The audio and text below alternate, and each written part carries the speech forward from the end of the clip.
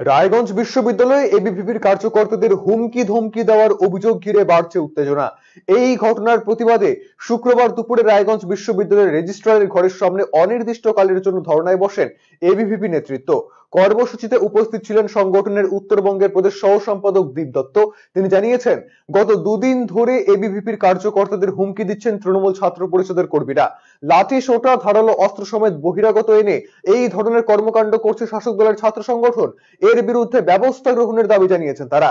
পাশাপাশি নিরাপত্তা ব্যবস্থার দাবিও জানিয়েছেন। অপরদিকে অভিযোগ এবং দাবি দাওয়া খতিয়ে দেখে ব্যবস্থা গ্রহণের আশ্বাস দিয়েছেন বিশ্ববিদ্যালয়ের dean, faculty of arts, commerce and law Prashanta Kumar মোহলা।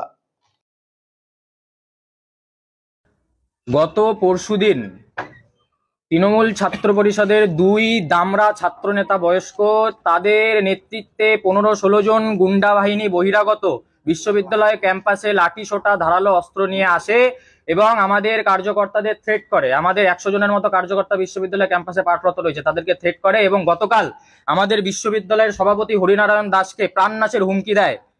দুইজন নাম ব্যক্তি সুভাষিস ঝা আর আদি রয়, এরা বহিরাগত গুন্ডা বাহিনীদের নিয়ে লাঠিসোঁটা নিয়ে আমাদের কার্যকর্তাকে থ্রেট করে এবং প্রাণনাশের হুমকি দেয়। এই নিয়ে আমাদের কার্যকর্তারা চরম নিরাপত্তাহীনতায় ভুগছে। আর নিরাপত্তার দাবিতে আজকে রেজিস্ট্রারের রুমের সামনে আমরা ধর্নায় বসলাম।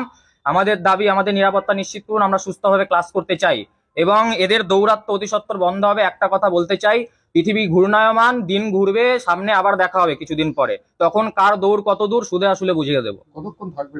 আমরা অনির্দিষ্টকালের জন্য বসছি, আমাদের চলছে। কি প্রতিশ্রুতি পেলেন? প্রতিশ্রুতি কিছু পাইনি, কথা বলার কথা বলেছেন। এখন আমরা যতক্ষণ না সুরাহা হচ্ছে আমরা উঠছি না। কি দাবি রয়েছে? আমাদের দাবি রয়েছে বিশ্ববিদ্যালয়ে সিসিটিভি দিয়ে মুড়ে দিতে হবে। প্রত্যেকটা সিসিটিভি যেগুলো খারাপ হয়ে রয়েছে সেগুলোকে চালু করতে হবে এবং ছাত্রছাত্রীদের ক্যাম্পাসের ভেতরে বহিরাগত যেন কোনোভাবে না এলাও হতে পারে।